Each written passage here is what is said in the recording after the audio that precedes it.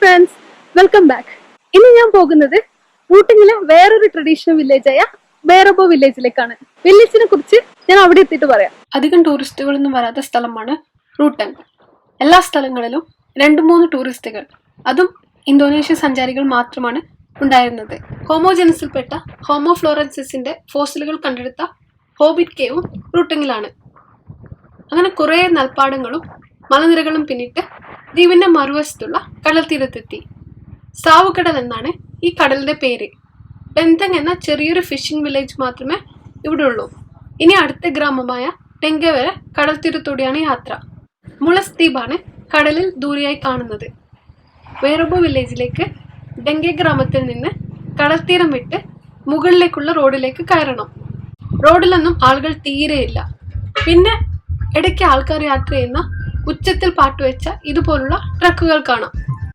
ഇവിടെ നിന്ന് വേറബോ വില്ലേജിലേക്കുള്ള ട്രക്കിംഗ് തുടങ്ങുന്ന സ്ഥലത്തേക്ക് അധികം ദൂരമില്ല. ഇവിടെ വരെ മോട്ടോർ സൈക്കിൾ വരികയുള്ളൂ. ഇവിടെ എന്തൊക്കെയോ പണി നടക്കുന്നുണ്ട്, പാർക്കിങ്ങിനുള്ളതാണെന്ന് തോന്നുന്നു. അപ്പോൾ ട്രക്കിംഗ് തുടങ്ങാൻ പോവുക. സമുദ്രനിരപ്പിൽ നിന്ന് 400 മീറ്റർ ഉയരത്തിലുള്ള ഇവിടെ നിന്ന് 1100 മീറ്റർ ഉയരത്തിലുള്ള വേറബോയിലേക്കുള്ള കയറ്റം കുറച്ച് കഠിനമാണ്. ഇടയ്ക്ക് ഇതുപോലുള്ള വ്യൂ കാണാനും റെസ്റ്റ് എടുക്കാനും നിൽക്കുമ്പോൾ മാത്രമാണ് വീഡിയോ എടുക്കുന്നത്. വഴിയിൽ ആരെയും കാണാതെ ഇങ്ങനെ നടക്കുമ്പോഴാണ് ഇവരെ കണ്ടത്. സാധനങ്ങൾ വാങ്ങാൻ പട്ടണത്തിലേക്ക് പോകുന്ന വേറബോ ഗ്രാമവാസികളാണ് ഇവർ. ഇവിടെ നിന്ന് നോക്കുമ്പോൾ ദൂരെ പൊട്ടുകൾ പോലെ ഗ്രാമത്തിലെ വീടുകൾ കാണാം. എന്തായാലും ക്യാമറയിൽ വരുമെന്ന് തോന്നുന്നില്ല. ഇനി അങ്ങോട്ട് ഇറക്കമാണെന്നാണ് നേരത്തെ കണ്ടവർ പറഞ്ഞത്. എന്തായാലും സമാധാനമായി. ഇതൊക്കെ കാപ്പിച്ചെടികളാണ്. വേറബോയിലെ കാപ്പി വളരെ ഫേമസ് ആണ്. മാത്രമല്ല വിലയും കൂടുതലാണ്. ഇവിടെയുള്ളവരുടെ പ്രധാന ജീവിതമാർഗമാണ് ഈ കാപ്പിത്തോട്ടങ്ങൾ. കാപ്പിത്തോട്ടം എത്തിയ സ്ഥിതിക്ക് എന്തായാലും വില്ലേജിനടുത്ത് എത്താറായി. ഇവിടെ ഒരു കുടിൽ കാണുന്നുണ്ട്, കയറി നോക്കട്ടെ.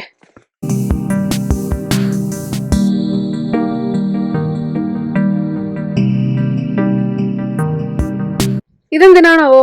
അകത്തുനിന്ന് നോക്കുമ്പോൾ വില്ലേജ് ഒന്നും കാണുന്നില്ല. ഇപ്പൊ ദൂരെയായി വില്ലേജ് കാണാം.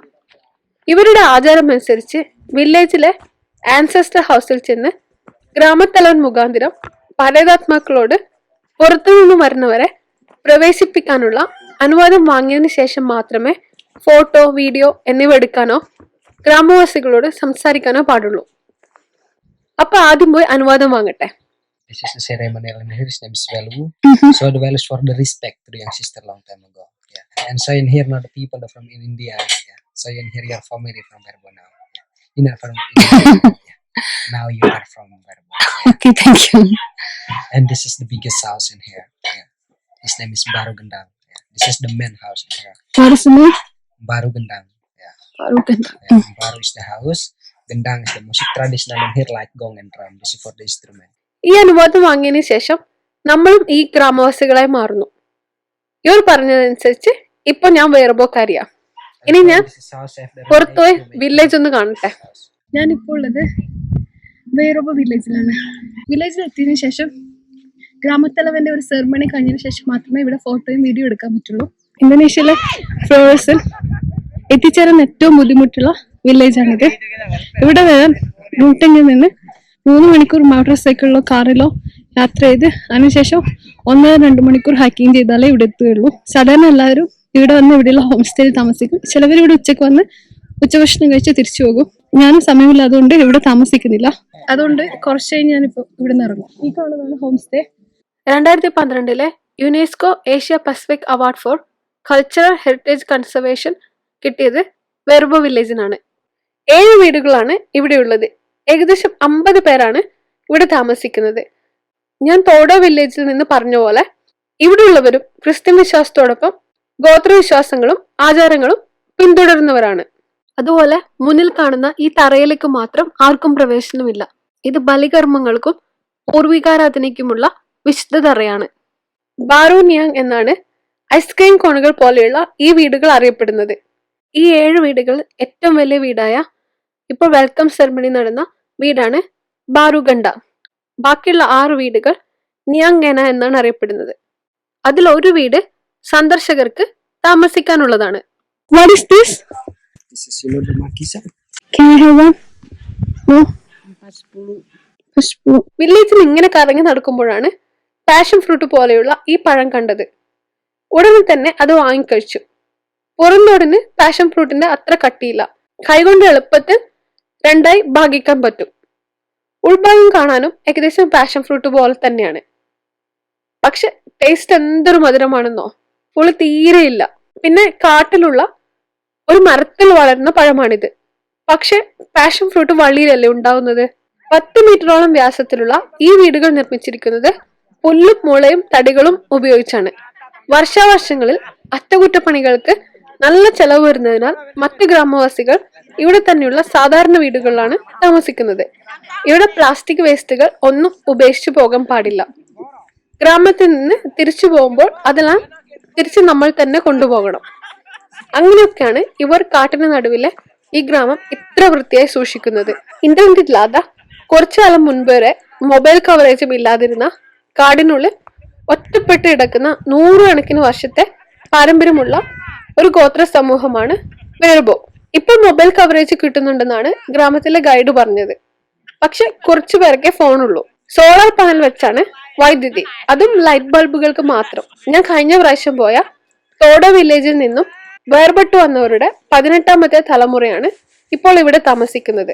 5 നിലകളുള്ള ഈ വീടുകളുടെ ഓരോ നിലയും ഓരോ ആവശ്യത്തിനുള്ളതാണ്. ലുദർ എന്ന താഴത്തെ നിലയിലാണ് കുടുംബാംഗങ്ങൾ എല്ലാവരും താമസിക്കുന്നത്. 2ാമത്തെ നിലയായ ലോബോ ഭക്ഷണ സാധനങ്ങൾ സൂക്ഷിക്കുന്നതിനാണ്. ലണ്ടർ എന്ന 3ാമത്തെ നില വിത്തുകൾ സൂക്ഷിക്കുന്ന സ്ഥലമാണ്.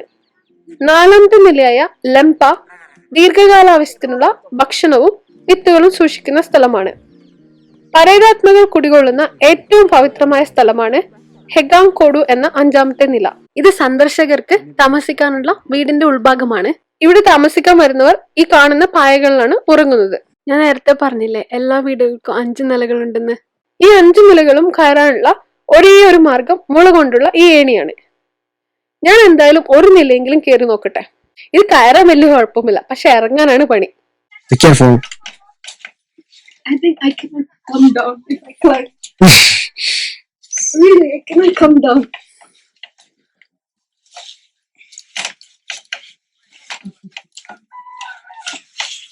Okay, this is enough.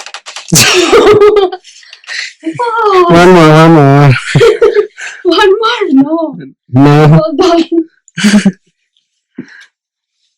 If I cannot come down, what should I do? Stay here? I cannot climb anymore. So scary. Okay, I'll come down.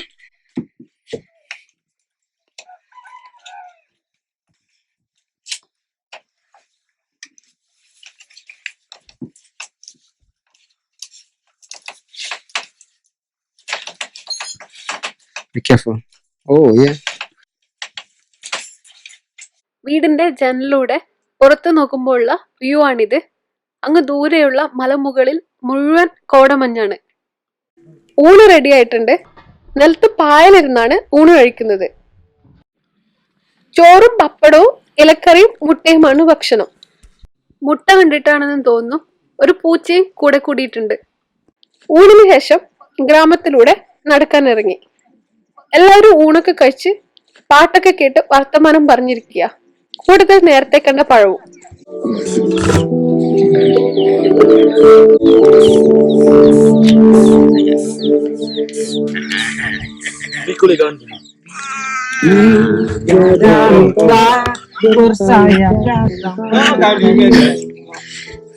Sahabat kecil, sahabat kecil.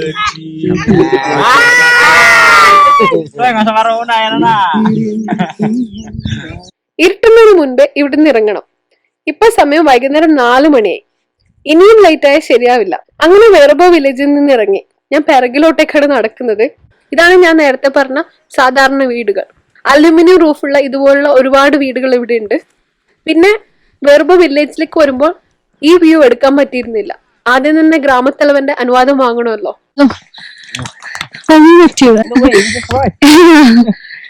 I thought you were going back. Okay. No. Route.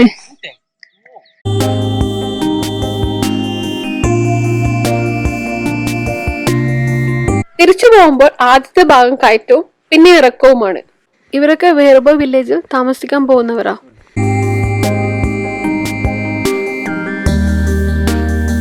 തിരിച്ചു നടക്കൽ കുറച്ചും കൂടെ എളുപ്പമായിരുന്നു.